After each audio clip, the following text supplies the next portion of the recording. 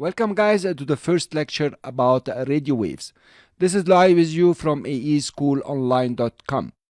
So radio waves is an essential effect that you can use in very many different ways. It's also an effect that is very useful when you compose it with other effects. Slowly we'll build up in the course and you will end up learning more and more how to use the radio waves. Cool, let's start. First we create our composition of course and we are going to call this one polygon waves. I will let you know why. It's gonna be 1920 by 1080 and 10 seconds will do. Cool. Inside the polygon waves composition, we are going to create, of course, a solid layer. You already guessed that. And we are going to call it now polygons. And we click OK. We make it the size of the comp and we click OK. Fine. Let's view it at 100% fit. Let's take the red waves effect and drop it on the solid layer itself. Cool. Now, nothing has happened as you might think, but you should always try to explore what happened to your layer before you jump to the controls. In this case, I will just play. I will press the spacebar and we can see that there are some kind of circles or radio waves, if you like, coming out from a certain center and spreading all over the comp until they try to fade before disappearing outside. So this is the initial setup or the initial controls for the radio waves. Also, you notice that the distance in between the waves is somehow identical from birth till the end until they die. Cool. Let's stop our animation just at 3 seconds here, select our layer, and we notice that the first control is called producer point.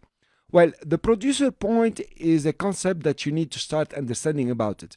You have the eyeball here, you can take the producer point and put it anywhere you like, for example over here. So you notice now the waves did not change, nothing is changing. The fading is more seen now because we can see it coming out, but the production of the waves or the producer point has changed its place. You can click on it and almost put it anywhere you would like. And actually this will give you lots of ideas about animating it, parenting it, or giving it a certain expression to go for a certain movement. So the producer point in concept is where the effect itself start producing. You're gonna see it somewhere else also. Now the next control that we see here, it says parameters are set at. So you can set them at birth or each frame. At birth meaning when the radio wave is born. So if you notice when you come here, this is the radio wave, the center one. It's been born just before. So you can set all the parameters, these are the parameters, all of them, at birth. Or you can set them for each frame. Giving you an example now is not practical because I need to fiddle with the other controls here, either in waves or stroke, to show you how it works. We'll leave it for later, remind me, okay? Then you have the render quality. The render quality is about the quality of the stroke or the quality of the waves. Also, at this point, we cannot really explore it because we need to work with the stroke. We'll see that later also. Now, we start with the wave type. There are 3 wave types and each one of them will give you a totally different kind of waves. You have the polygon, and if you choose polygon, you will notice here that you have a polygon. If you drill it down, you will see you have the controls for polygon. If you go to image contour, you notice that the image contour controls have opened and there are many that you can control and animate also. The last one is the mask. The mask is the easiest and it's really quite interesting to work with mask. It has only one single control, is which mask you want to use. Of course, this mask should be on the solid layer. Let's go back to polygon.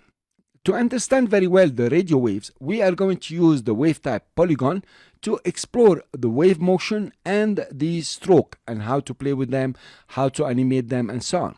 After completing polygon, wave motion and the stroke, we will go and work with the image contour and then the difference will be quite easy for you to follow up. And then we will go, of course, to masks.